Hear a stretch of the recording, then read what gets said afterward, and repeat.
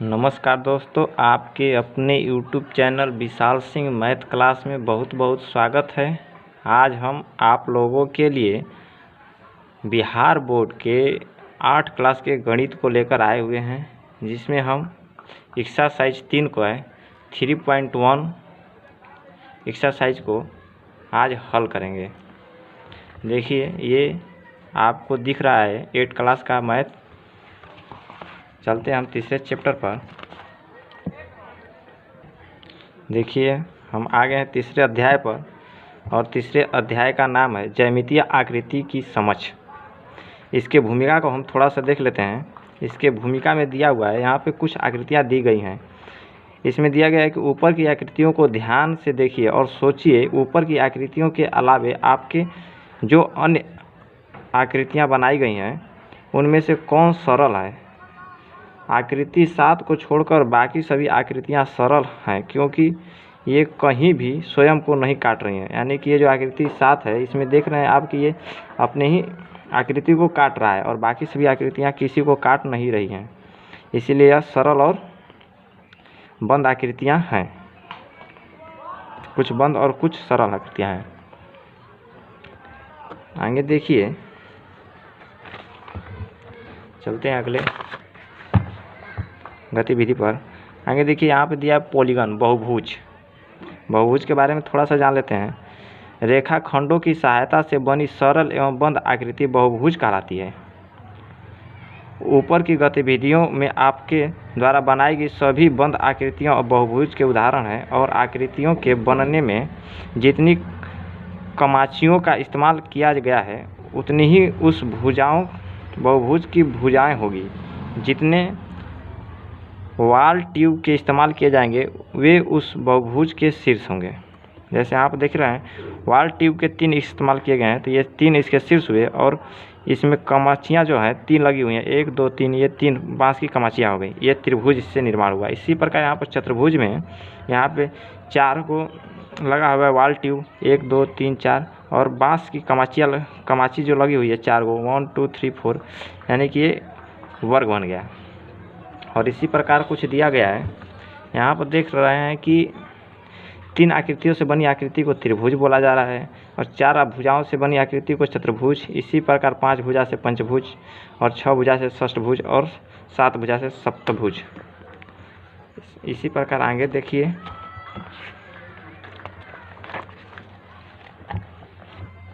यहाँ पर कुछ दिया गया है। बहुभुज में अभ्यंतर एवं बहिर्गमन। यहाँ पर दिया है कि चतुर्भुज के अंतर का भाग इसका अभ्यंतर और बाहर का भाग बहिर्भाग कहलाता है। ये चतुर्भुज है, कुछ आकृति दी गई है, इसमें अंदर का भाग अंतर और बाहर का भाग बहिर्भाग कहलाता है। इसी प्रकार कुछ बहुभुज के प्रकार होते हैं। बहुभुज के प्रकार ये हैं: उत्तल और अवतल बहुभुज। उत्तल और अवतल बहुभुज के बारे में आपको थोड़ी सी जानकारी दे देते हैं हम। ये अवतल बहुभुज वे बहुभुज होते हैं जिनमें आकृति से विकर्ण खींचने पर वह आकृति से बाहर नहीं जाते हैं। ऐसे कि जैसे देख सकते हैं आप, यहाँ से हम इसका विकर्ण लगाएंगे तो ये आकृति से बाहर नहीं जाएगा, यहाँ से इसको लगाएंगे तो आकृति से बाहर नहीं जाएगा। इसी प्रकार ये भी है, ये उत्तल आकृति के उदाहरण है। लेकिन अवतल आकृति में ये बाहर चले जाते हैं विकर्ण खींचने पर। यहाँ से देखिए, इसको विकर्ण हम खींचेंगे तो ये नहीं जा पाएगा, यहाँ से लगाएंगे, यहाँ पर देखिए बाहर आ जा रहा है आकृति से, इसलिए यह अवतल आकृति के बहुभुज का उदाहरण है। आगे देखिए, जब बहुभुज की सभी भुजाओं एवं सभी अंतःकोण समान हो। जब बहुभुज के सभी भुजाएं एवं अंतःकोण समान हो तो वह समबाहुभुज कहलाता है। वर्ग एवं समबाहु त्रिभुज में समबाहुभुज के उदाहरण है, और समबाहुभुज के सभी भुजाएं एवं सभी अंतःकोण का मान समान होता है। और इसी प्रकार हम आगे की ओर देखते हैं। इसमें कुछ फैक्ट दिया हुआ है। जैसे त्रिभुज में 3 भुजाएं होती हैं, और इसमें 2 समकोण के बराबर इनका कोण होता है, और ये कुछ उनके कुछ त्रिभुज के कोण का मान दिया हुआ है 180, चतुर्भुज का 360, इसी प्रकार पंचभुज का 540, षष्ठभुज का 720, और सप्तम भुज का 900, और इसी प्रकार अन्य भुजाओं तक इसके कोणों को हम निकालने का फॉर्मूला दिया हुआ है n-2 गुणे 180। इसको आप लोग याद कर लीजिएगा। देखिए इसी प्रकार हम चलते हैं अपने चैप्टर पर। देखिए आपको जानकारी हो गई है इस चैप्टर के बारे में। अब चलते हैं हम हल कराने के लिए इस क्वेश्चन को। देखिए क्वेश्चन कुछ इस प्रकार है, सरल एवं बंद आकृति क्या होती हैं, उदाहरण देते हुए उनके प्रमुख गुणों को समझाएं।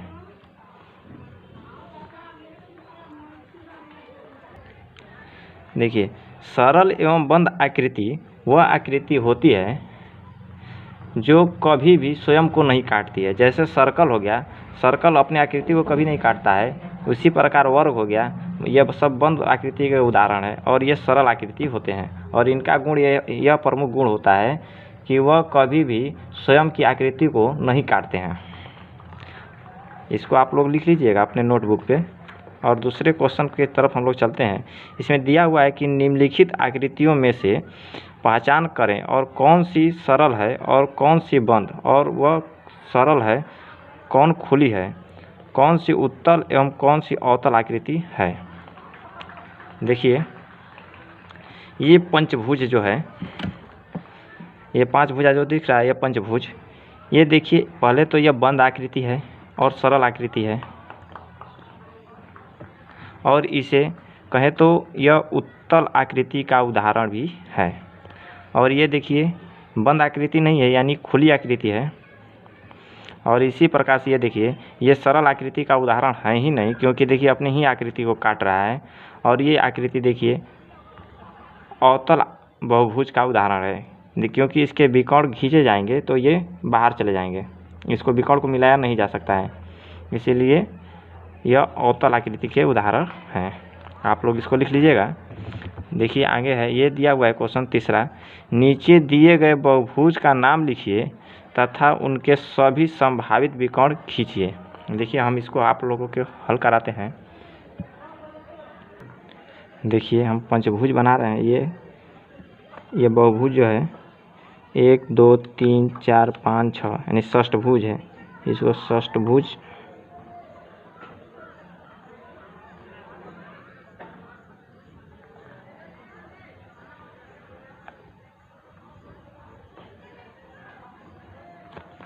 ये षष्ठभुज बन गया। और देखिए इसके विकर्ण को हम खींच रहे हैं। पहले तो षष्ठभुज में विकर्णों की संख्या 9 होती है। देखिए हम आप लोगों को विकर्ण खींचकर दिखा रहे हैं। यहाँ से पहले एक बिंदु लेंगे और यहाँ से देखिए इसको पहले खींचेंगे, एक विकर्ण, ये 2 विकर्ण, ये तीसरा विकर्ण। फिर इसी प्रकार से इस बिंदु से खींचेंगे, एक विकर्ण, 2 विकर्ण और 3 विकर्ण। ये 3 3 6 विकर्ण हो चुके हैं। अब आगे देखिए यहाँ से एक 7 विकर्ण और यहाँ से देखिए ये 8 विकर्ण और ये 9वां विकर्ण जा रहा है। देखिए हम इसमें संभावित 9 विकर्ण खींच सकते हैं षष्ठभुज में। ये तीसरे का है क्वेश्चन का। चलिए अब हम चौथे पर चलते हैं। देखिए चौथा क्वेश्चन कुछ इस प्रकार है, नीचे के चित्र में कुछ कारें खड़ी हैं। थोड़ा सा नहीं दिख रहा है, हम नीचे कर रहे हैं। हाँ, नीचे के चित्र में कुछ कारें खड़ी हैं, बीच में चौकोर आकार का मैदान है। बताइए कि कितनी कार बहुभुज मैदान के अभ्यंतर भाग में है और कितने बहिर्भाग में, यानी कि अंदर कितने हैं और बाहर कितने हैं। हम पीछे के बारे में जानकारी दे चुके हैं कि अंतर भाग और बहिर्भाग क्या होता है, यानी कि बाहर के भाग को बहिर्भाग और अंतर के भाग को अंतर्भाग कहते हैं। यानी कि अंतर के भाग को देखते हैं, काउंट करते हैं, 1 2 3 4 और 5, यानी कि 5 कारें जो खड़ी हैं अंतर भाग में, और बाहरी भाग में कितनी हैं तो 1 2 3। ये आप लोग लिख लीजिएगा अपने नोटबुक में। आगे देखिए यहाँ पे दिया हुआ है, नीचे के 2 कॉलम में से एक में बहुभुज का नाम, दूसरे में उसके अंतःकोण के भुजाओं का माप का योग दिया गया है। बहुभुज के नाम को उनके अंतःकोण के मापों के योग से मिलान करना है। इसको हमको मैच कराना है। जैसे कि देख सकते हैं ये त्रिभुज दिया हुआ है, त्रिभुज के टोटल कोणों का योग कितना होता है 180 यानी 180। तो इसको हम यहाँ से इसको मिलान कर देंगे, यहाँ अपने बुक पर लिख कर त्रिभुज के सामने 180 लिख देंगे। और इसी प्रकार पंचभुज में कितने डिग्री का कोण होता है पंचभुज, तो ये 540 डिग्री का होता है। 40 कहाँ है, यहाँ पर 540 से मिलान कर देंगे। और इसी प्रकार सप्तभुज है, सप्तभुज में कितने कोण होते हैं, ये देखिए सप्तभुज जो है कितने डिग्री का कोण होता है, तो 900 डिग्री का सप्तभुज होता है। और इसी प्रकार नवभुज जो है कितने डिग्री का होता है, तो नवभुज जो होता है 1260 डिग्री का होता है। और इसी प्रकार षष्ठभुज जो होता है 720 डिग्री का होता है। इसको हम लोग एक दिशा से लिख कर इसे मिलान कर लेंगे। और इसी प्रकार हम चलते हैं नेक्स्ट क्वेश्चन पर। देखिए अगला क्वेश्चन हमारा कुछ इस प्रकार है, एक बहुभुज के अंतःकोण के माप का योग 540 डिग्री है। इसको डिग्री पढ़ते हैं तो ये 540 डिग्री है, उसमें कितनी भुजाएं हैं बताएं। यानी कि वो आखिर जो बहुभुज है उसमें कितनी भुजाएं हैं जिसके कोण 540 हैं। चलिए हम इसको हल करते हैं। देखिए हम लोग इसको हल करते हैं। ये छठा क्वेश्चन है, इसमें दिया कि बहुभुज के अंतःकोण के मापों का योग। बहुभुज के अंतःकोण निकालने का फॉर्मूला क्या होता है, n-2 इंटू 180 इक्वल टू 540 दिया हुआ है, तो 540 लिख लेंगे। अब देखिए इसको क्या करेंगे हम लोग, n का मान दिया हुआ है, बहुभुज का मान n का मान निकालना है हम लोगों को, तब इसको लिखेंगे n-2 और इसको देखिए इक्वल टू, इधर गुणा में है तो इधर हम लोग इसको भाग में कर लेंगे, तो 540/180 इसको कटा देंगे, 0 0 कट गया, 18 36 18 54 यानी 3 बार में कट गया। यानी कि n बराबर, ये इधर माइनस में इधर आ जाएगा तो प्लस में 3 + 2 बराबर 5, ये इसका आंसर हो गया। यानी कि ये पंचभुज था जिसके टोटल कोणों का योग, अंतःकोणों का योग 540 था। देखिए अब इसी प्रकार नेक्स्ट क्वेश्चन, देखिए यहाँ पर फॉर्मूला हम लिख देते हैं इसका, n-2 गुणे 180 बराबर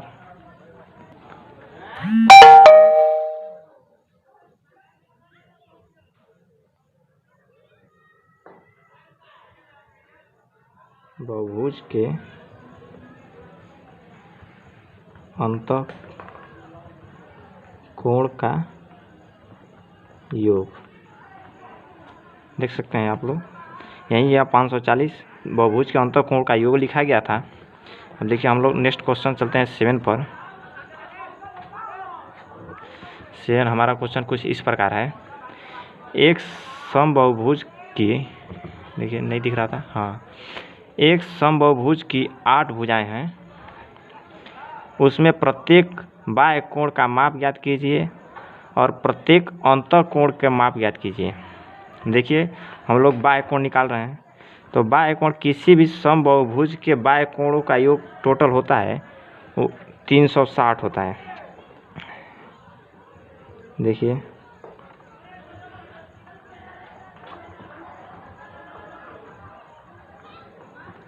बहुभुज के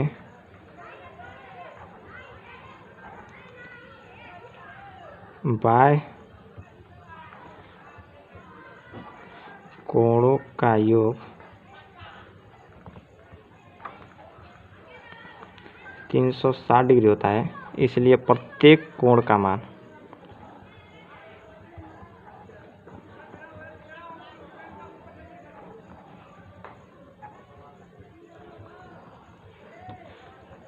बराबर, तो ये बहुभुज जो है अष्टभुज वाला है, तो इसलिए प्रत्येक कोण को मान निकालने के लिए 8 से हम लोग इसको डिवीजन करेंगे। 8 से डिवाइड करने पर देखिए कटा देते हैं हम लोग, 8 चौके 32 यानी कि 4, कितना हो गया, ये 4 बचा 8 5 40, यानी कि प्रत्येक बाह्य कोण का मान कितना हुआ 45 डिग्री। ये पहला आंसर। और अभी इसी में पूछा हुआ है प्रत्येक अंतःकोण कितने माप का होगा। तो अंतःकोण का फॉर्मूला क्या होता है, देखिए बहुभुज के अंतःकोण का फॉर्मूला यही है,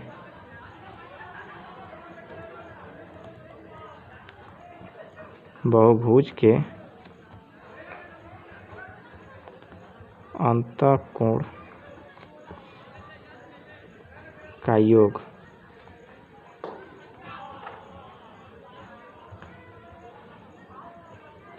बराबर n-2 गुणे 180।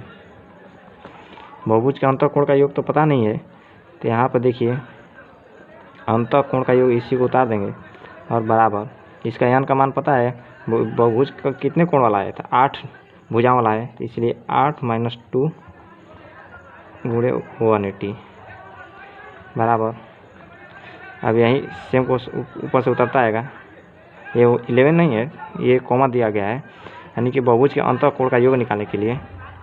तो देखिए ये हो जाएगा, घट जाएगा तो ये हो जाएगा 6 में 180 से डिवाइड गुणा कर दिया जाएगा। अब देखिए इसलिए प्रत्येक बहुभुज के प्रत्येक कोण का मान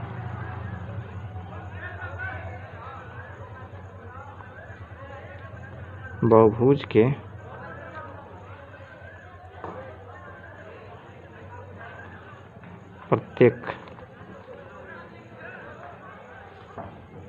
प्रत्येक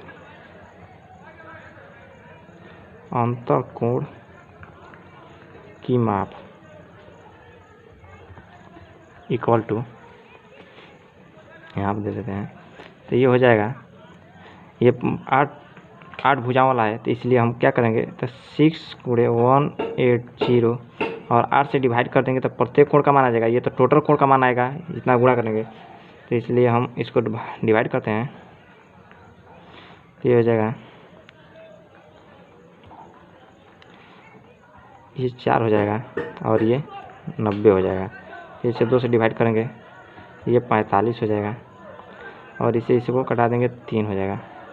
अब 45 में 3 से मल्टीपल कर देंगे बराबर 5 × 15 के 5 हासिल 1 और 5 × 15 के 5 हासिल 1, 5 चौके 20, ये सॉरी यहाँ 5 × 15 के 5 हासिल 1 और 3 चौके 12 1 13, 135 डिग्री प्रत्येक अंतःकोण का मान हो गया। ये आंसर हो गया। धन्यवाद। अब मिलते हैं नेक्स्ट चैप्टर के साथ।